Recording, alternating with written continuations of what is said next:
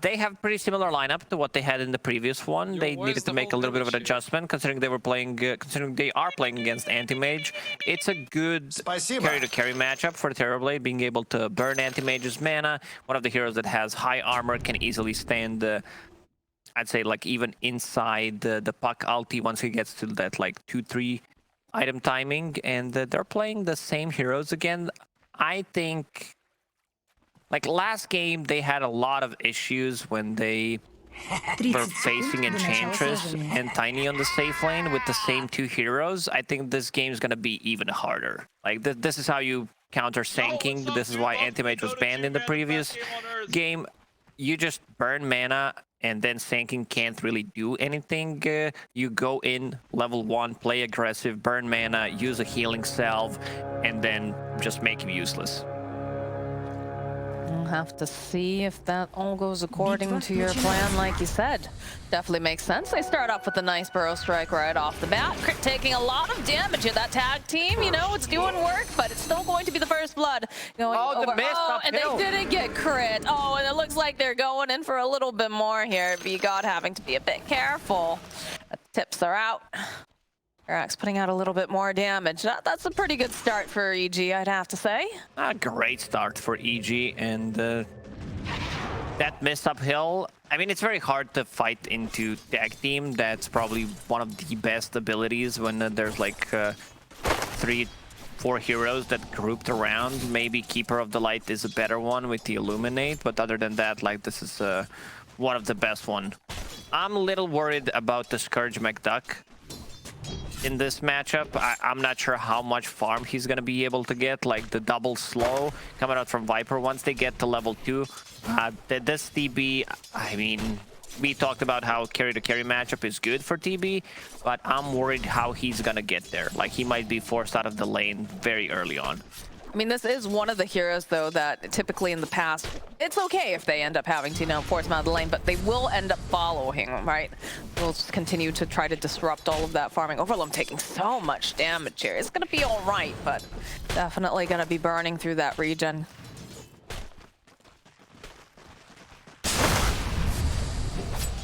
Oh, Jurek's top lane needs to be very careful. Also, because Shikuchi is now 15-second cooldown ability level 1 instead of the previous 12, so you can't use that aggressively. So far, they did a very good job getting level 2. They didn't get zoned out on the top lane at all. Sanking got level 2, and now they start playing a bit more aggressive. Now talk to me about the, you know, we've been seeing a lot of this Death Prophet. It's been getting picked up fairly early in a lot of these games. You know, how much of an advantage is it going to give them having this particular hero because she is so versatile with what she does?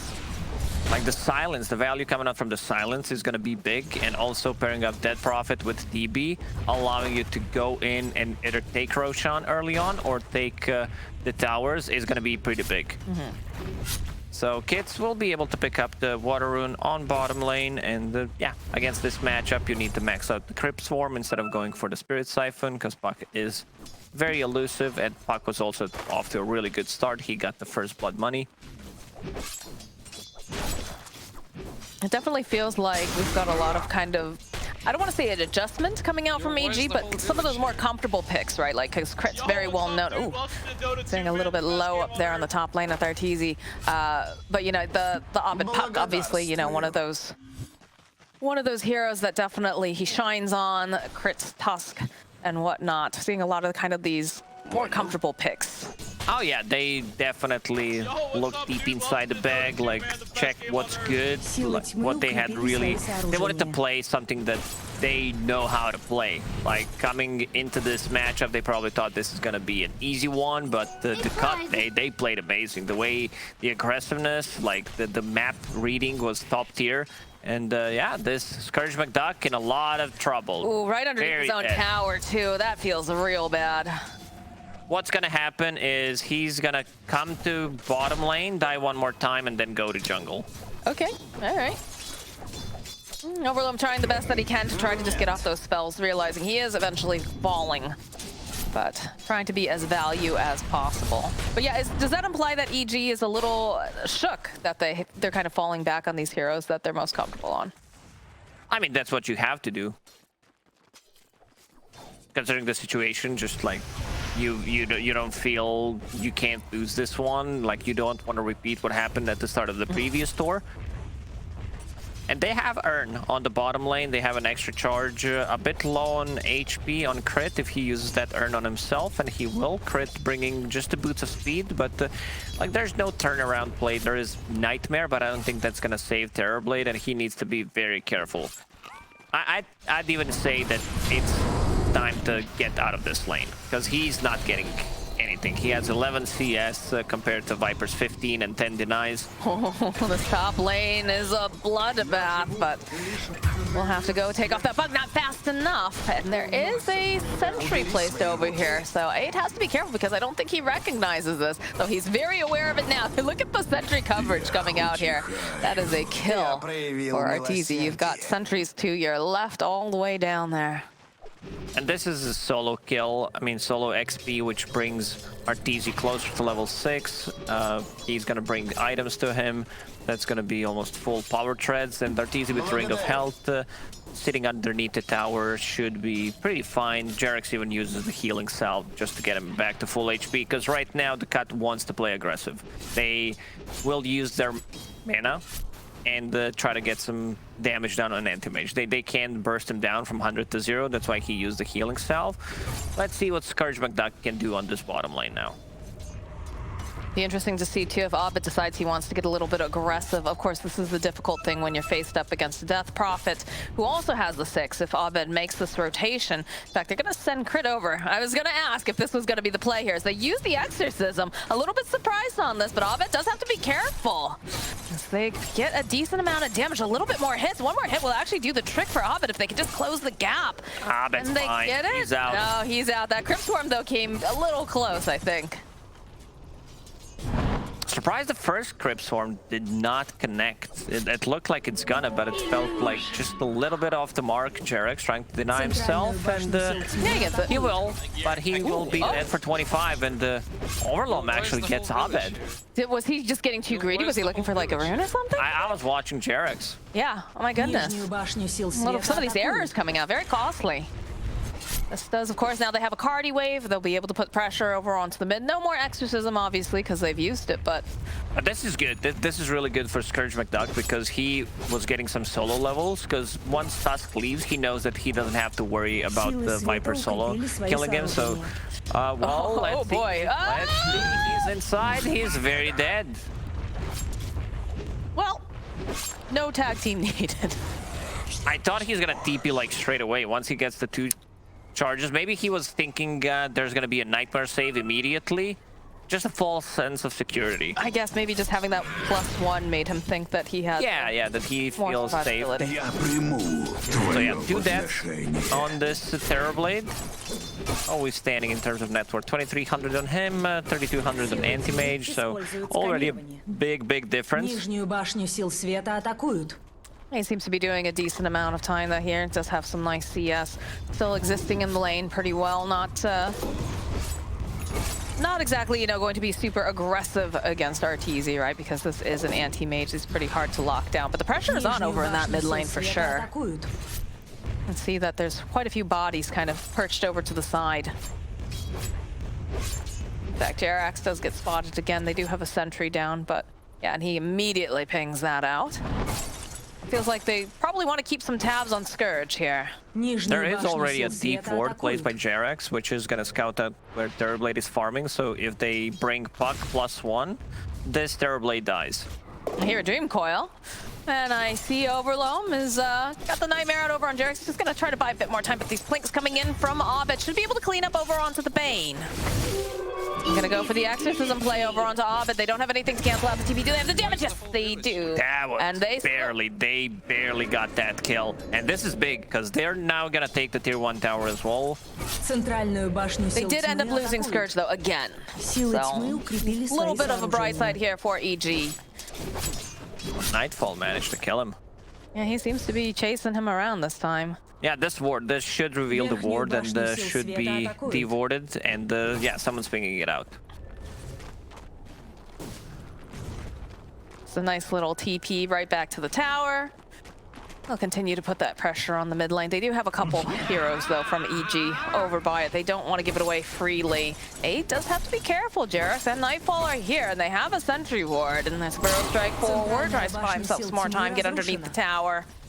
Looks like he's going to be all right, unless they go for a deep dive. It feels like they're going to go for it, though. Aid not looking healthy. Doesn't really have that many stick charges, so will fall as B-God hides off to the side. Oh, hello. And we're only level 4 on B-God, so this is not looking good for him. Yeah, it's the same thing when you try to kill Huskar when, like, before he had the magic resistance on his passive. He still has it in this patch as well, but like you show up as like level 4, Huskar level 10, and you're like trying to kill him, you're like, what the hell am I doing?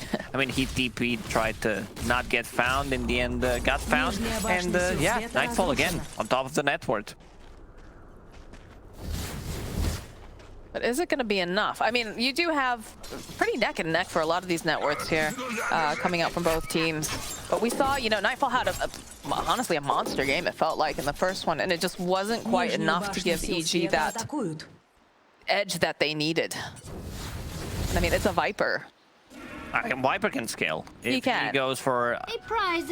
itemization. This is just going to be Urn of Shadows. I'll hold that thought. Yeah, hold that thought for just 1 second. Again, they have these sentries in place, but the response coming in now. So still not looking great for Sand King. He's broken. He's got too much other toxin all over him. So they'll end up losing Jerax, but they'll lose Aid. So there's not going to be that epicenter available over Loam.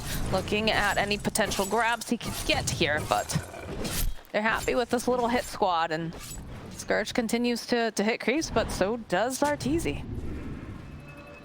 To go back to Viper's itemization, going for Urn just to have a little bit of extra mana regen, having a bit of extra overtime damage is great. And now getting the Dragon Lance, and probably going to be a BKB later on. I mean, it's a good BKB game, but there's also like 1-2 abilities that he doesn't have to be worried about. Has to be worried about when he has a BKB on, but we'll have to see. Like, he can disassemble the Dragonlance, get a BKB, and just be able, like, the scale. Because Nightfall, he loves to farm. He's an X-carry player. We've seen him in a previous game that he tends to get a lot of farm out of the map, and but on the other side, the cut getting this tier 1 tower, which is gonna open up another area of the map. Still a bit worried for them because AM still free farming.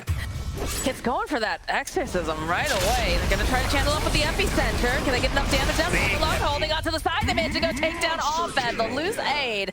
There's going to be the Nightmare tossed out over here onto the Weaver. Scourge joining into the fight here. They get the silence off. They need a little bit more damage that they don't quite have it. So Jerax going to be allowed to live this time around as Nightfall starts stacking up that poison attack. But that is a Blink Dagger now completed for Aid on the Sand King, which will be very beneficial in the coming fights. Yeah, that's gonna be big. Looked like a big epicenter, and he got slowed down a bit too much. Jerax didn't get a kill there on a courier. AM, Battle Fury done. 12 minutes in. On top of the power treads, he's not joining any fights unless like the fights are brought next to him, and all he wants to do is continue farming, maybe use 1 mana void on Skyrat Mage, maybe that profit and get the health back to jungle and continue farming, because he still doesn't feel like too comfortable just joining, and there's no really point because EG's holding strong with the 4 heroes that they got. Where's the whole village here? Smoke play over here on the side of Cut. Jerax placing his body very forward. Over Loam, though, he was trying to just get some time to himself underneath that tier 1, but will end up falling from the aggression. But as I say, this Offed also sitting very low. That's another kill. Very nice stacking of these disables coming out from the side of the Cut. It's a little bit surprising there as Jerax creeping forward. He's gonna walk into a couple of these heroes. Give a little bit of a chase. You have to be careful. The silence coming out from B-God, very, very powerful. Back Jerax. Now they have the dust. It's gonna be time lapse, goes right backwards again, but they have the silence. Lots of nukes headed their way over here towards Jerax. It's not quite enough though, as they do manage to get the kill on the courier. Has 10 magic wand charges. This is gonna continue chasing him. Use another one. Do the I think he's gonna be able to outrun it. Oh, Okay. you didn't account for the Sand Kings there. I didn't either. I don't think he did either. That was quite the chase, though. A lot of time wasted, a lot of time that takes the pressure of possible smoke ganks onto anti-mage. This is position 5 Weaver. This is what the Weaver does well. If he manages to survive there, like, it would have been even better, but yeah, it's still not a W for Cut by any means. And they're still struggling to get their Terror Blade up there in terms of net worth. But has had a little bit of time to kind of, you know, go and just hit creeps.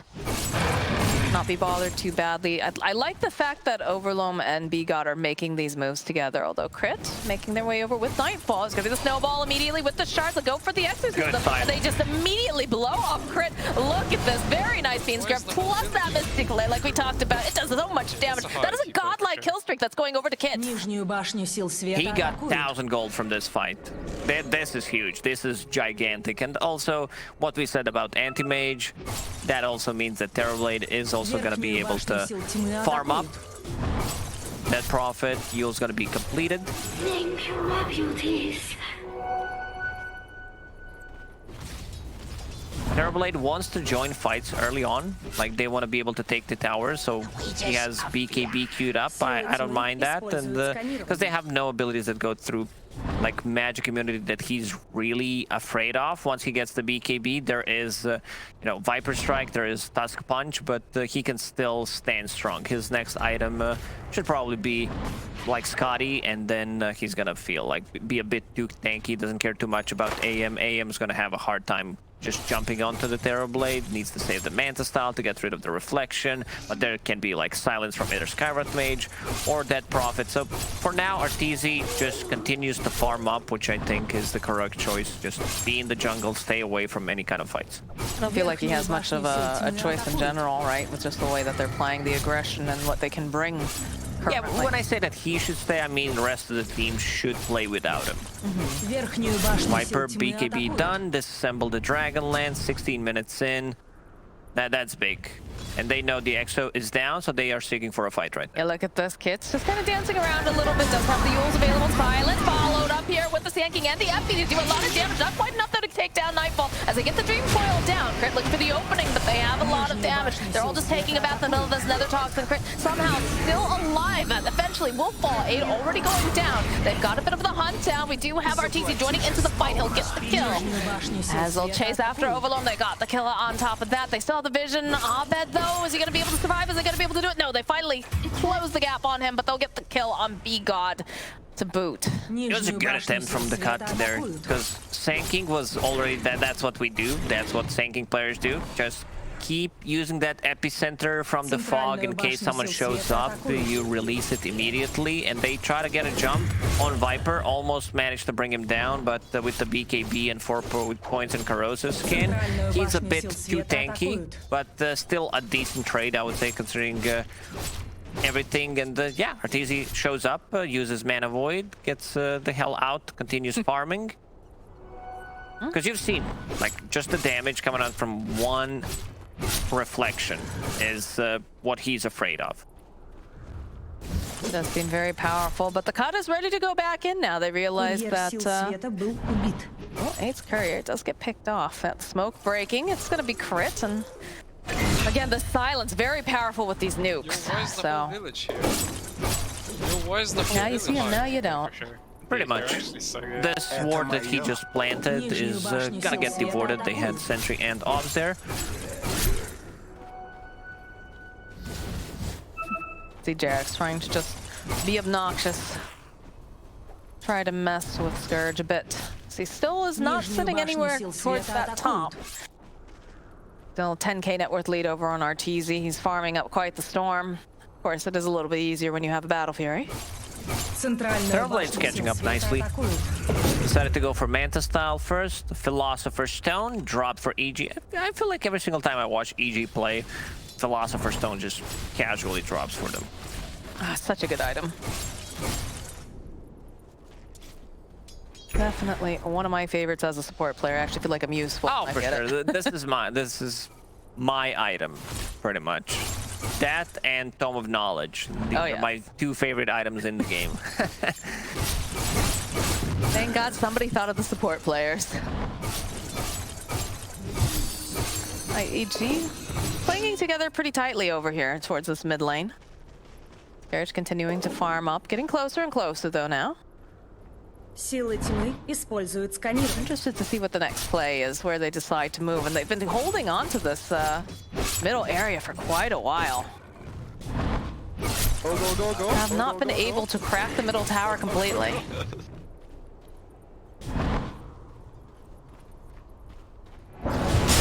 God, look at that. Oh, the immediate follow-up. Are they going to be able to burst down? No. Looks like at the last second, yes, they'll be able to get Jarek. Vigod, though, and Aid will fall. Overloom will be the next one. They go and they use the exorcism. BKB getting popped over onto Nightfall. They use Mana Void over onto Kits. Kits having to back off a little bit. Pretty big one for EG, the fact that they popped the Exo and didn't really get much done with it. Yeah, only Jarek's died, and they got the Exo, so great trade. They also got the buyback from Aid, and also buyback from Vigod. This is what they've been using in the previous game, but they should be much more careful about this one. Because they do have Tusk, and if EG takes a fight right now, they can easily transition that into Roche. Oh, this mini stun. DP's coming out now. They really want to protect this tower. They're not willing to give it up without a fight. Again, the Exo is down, though. They have to be careful. See Nightfall trying to chip away over here at the tower. They can't quite get that denial off, so it is going to eventually fall. A little bit of a nightmare tossed off over onto Nightfall. Again, he's tanky, though. You have to be careful of that. They'll turn their attention over onto Crit. Silent and over on the back lines, Terax, he will be the first one to fall. The epicenter getting dropped, and they also drop the Dream Coil. Have to be careful, though, with that Nether Toxin. Yule's coming into play. Buy just a little bit more time, but they have too much damage. Aid will be the next one to fall. Crit, it will fall as well as Abed keeps trying to dance around, poking and prodding over here at Kits, but Nightfall's getting chased after by Scourge over on the back lines. They do have to be careful. They've got the Spirit Sight and Silence. They'll get the kill on Scourge. As the rest of the team, they continue to chase. They want this kill on the Death Prophet. They're cutting her off. She gets the Crypt Swarm, but it's not going to be enough here. Overlord getting into position here. Gets the side. They turn back around. They get the kill on Abed. Vigod now getting clicked down. And there's a little bit of a sleepy time here for ARTEEZY as he does get nightmared. And the rest of the side of the cut just flee. Yeah, still huge losses there for the cut. Terrorblade not able to get the Sunder off. His mana got burned. He overextended a little bit, and yeah, Sanking, like, Puck is doing a very good job. Every single time Sanking goes in, he uses Coil immediately on him, so he can't use the Burrow Strike, and gets taken down. Also, there was no Exorcism in that fight. Once they get the BKBs on both cores of Cut, it's gonna be much easier for them to fight. Go. Was that the right call? Like, you know that the Exo's down because they already used it in the earlier fight. Should they have tried to take this without it, or was it just because the opportunity seemed to present itself? Like, I mean, they needed an extra lockdown, I think, on Tusk to be able to kill him immediately. He causes a lot of issues. If he gets the snowball off, a lot of time is wasted, but they were kind of split in that fight. We saw them killing Jarex in the back lines. A prize. Also, was that like Viper or Sniper, considering the attack? he's so far away, right? Yeah, he has Grobo, and he has a full Hurricane Pike now. He's just chipping away over on the towers. Oh, well, there's the Viper, but BKB comes out. It has to be careful. This time they do have the Exo, but they have so much burst damage. Oh my goodness. They just take out Overlord almost instantly. Aid also falling. That Yule's getting used here by the Death Prophet, but they just have too much damage.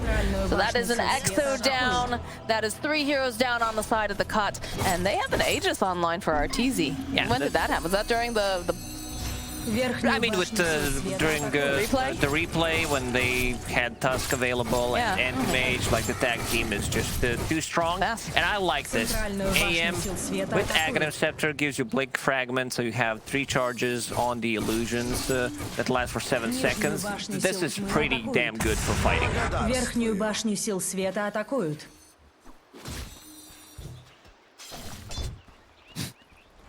It's always fun when a hero can hit the tower from outside the view of your camera. Seems good. All right. Well, Нижнюю башню 10k сил net тьмы worth lead this атакуют. time. You know, EG feeling a lot more Верхнюю confident, I башню have a сил feeling, света but атакуют. Верхняя башня сил света разрушена. Yeah, this one's definitely, I'm gonna say, in the bag. Things are slowly getting out of control for the cut, but I feel like they need to do something. They have one BKB online on Terrorblade, one BKB about to be done on Dead Prophet. Age is still up and running for 3 minutes. Dire using scan. They knew someone was there and they immediately smoke. you're going to run into Overlong, Overlong. he wants to die. He wants to be able to break the smoke. This is the guy you want to. I mean, if he doesn't have to die, it's even better. But nah, I bet he's hungry. He wants the Bane. Although, oh no, they might turn this back around. The snowball coming through from Kurt gets the punch off. They'll be able to blow up Kits almost instantly. My goodness. That is the BKB completed, though. B-God running for his life. Doesn't want to let ARTEEZY touch his little wings here. But ARTEEZY, he's not going to let him get away. He's hoping maybe he can get the doll. No.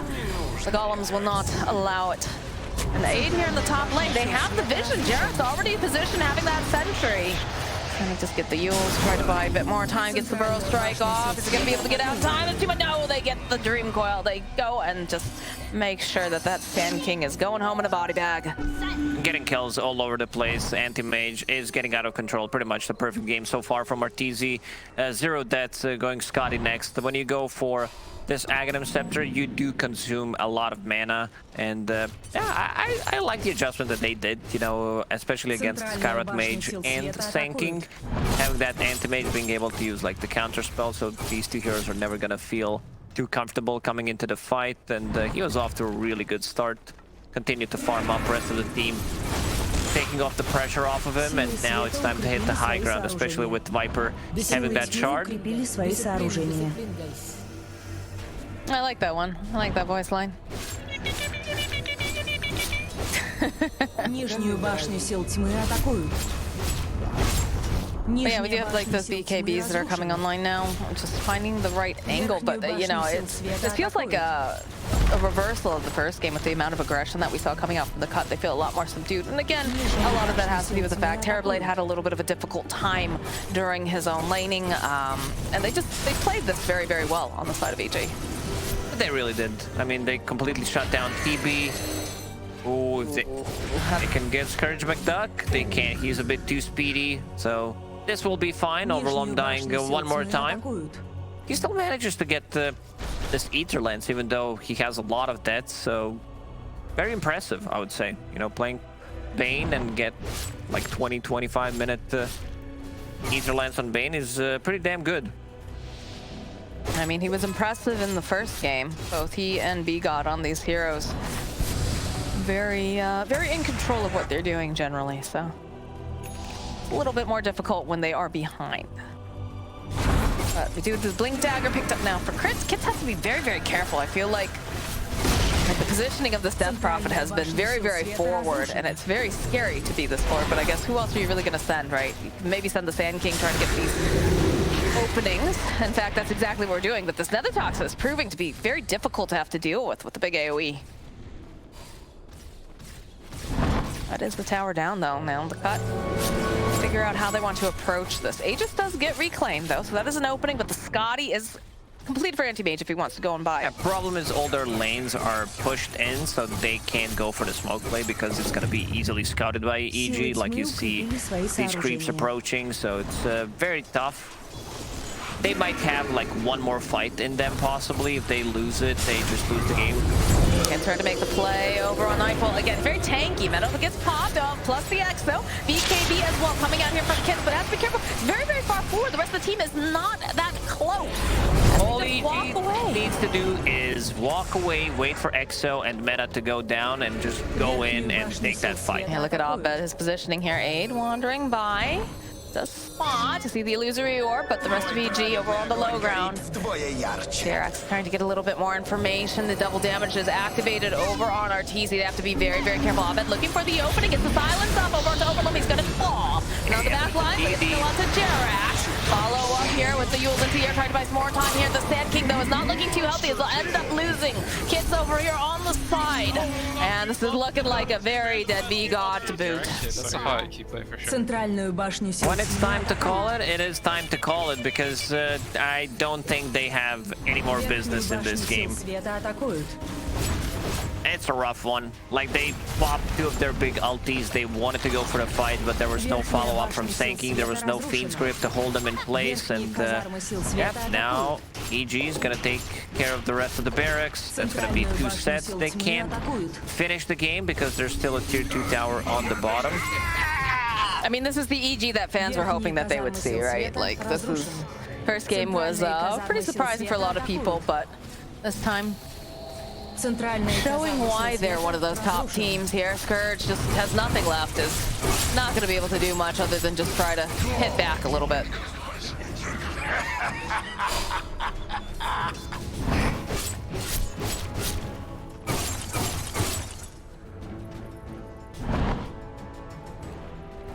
No one gave Abed the high five. Feels bad. Hate when that happens in my games. Gotta give back that high five. Good for the soul, you know? Yeah, good for morale. And bottom tower here, just gonna get chipped away by ARTEEZY.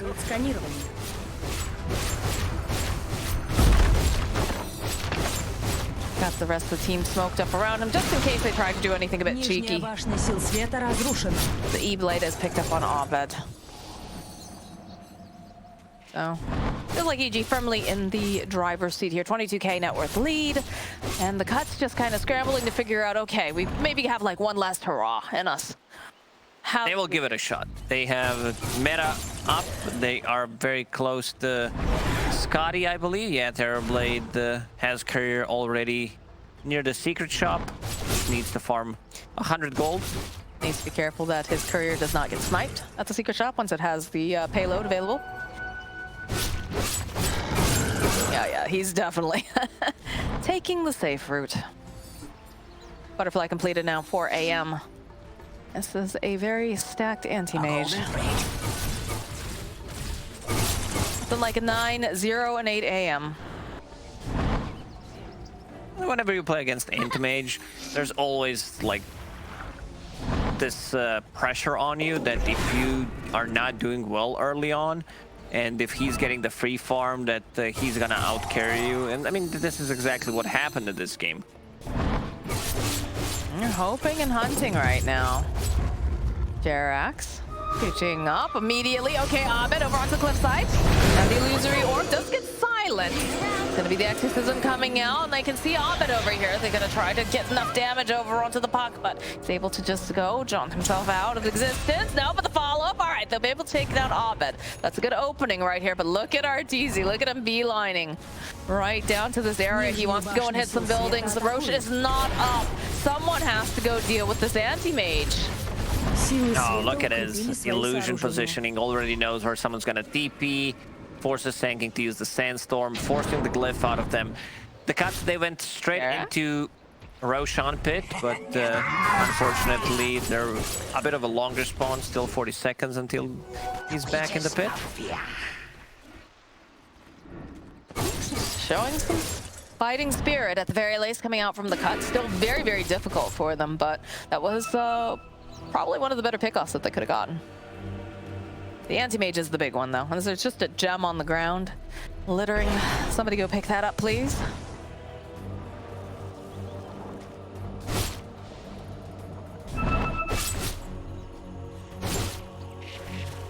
Still not up yet, but you have that Terrorblade illusion trying to keep tabs.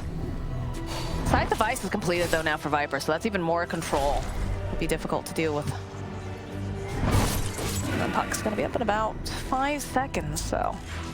And Puck has E on disc available once again. He got caught in the previous fight. There was like no real follow-up. There was no snowball save. Ooh. And look at ARTEEZY with the aggressive yeah, there it is. play. There's the sheep stick coming in hot. Throw strike is nice, but not gonna be able to quite do enough as Kiss and Overloom have already fallen. Now Sand King running for his life. They have that Dream Coil over onto the back lines. Abed gets the kill on B-God. And they have BKB already popped over onto Skirt, but they're gonna end up losing Crit 8 to the next one to fall. Multiple buybacks coming out from the Cut. So Abed playing Sway over here at this one. Illusion, another silence getting thrown out. They have to be very careful. Very careful indeed with that Hex coming out. They know Overloom is one of those lockdowns. Bigot will fall. Overloom next to go. Buyback coming up for Death Cross. They get the kill over onto AM though is the question, as he is silenced. But they need more lockdown. They need to be able to hold him into place, and they don't have it. Aeon just will get popped now over on Abed. So send back a couple more of these illusions. They just needed one extra stun, one extra silence. Abed? Question mark? Question mark? There's also Gem on the ground right now, so they're gonna be able to pick that up. 80 seconds without Abed. He does not have buyback. He's gonna have it in 5 gold, so all good, while the rest of the EG are gonna go inside the pit. I thought they might like smoke and try to contest it, but it's gonna be a bit too late. Where's the whole village? I smoked up. They're running over to the pit. Did they? How close is that? Pretty important here. Oh, stun up over onto Jerax. Okay, they'll take down the Weaver, but they already have the Aegis online now for ARTEEZY. So he's going to blink forward. Start chasing after Kits here. We'll throw out one of the illusions. Let's see over the back line. Oh no, Kits is already just blown up.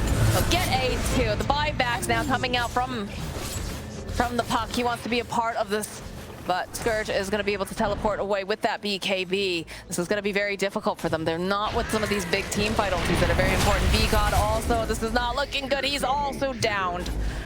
Just the Bane and the Terrorblade left, and I don't think they're going to be able to hold this by themselves, especially not with the way that ARTEEZY is just aggressively playing. Yeah, this is going to be the last set of barracks. EG pretty dominant in game number 3. About to close it out. They got mega creeps playing 5 versus 2, 6 versus 2, considering there's Aegis on ARTEEZY. And this gem seems to be pinged a lot, but no one wants to use it. Центральная башня сил света разрушена. The damage is being dealt over to the tower. You just don't have enough bodies here. Plus that Hex coming out over onto Scourge. It's going to be a walrus punch up in the air. Will just evaporate. Scourge is down. The buyback though. Not willing to give this up without a fight. This Ancient is just crumbling. And they'll put off a little bit more damage over to us, but it doesn't matter. At that point, it was just a GG. The evil geniuses will bite back with fury.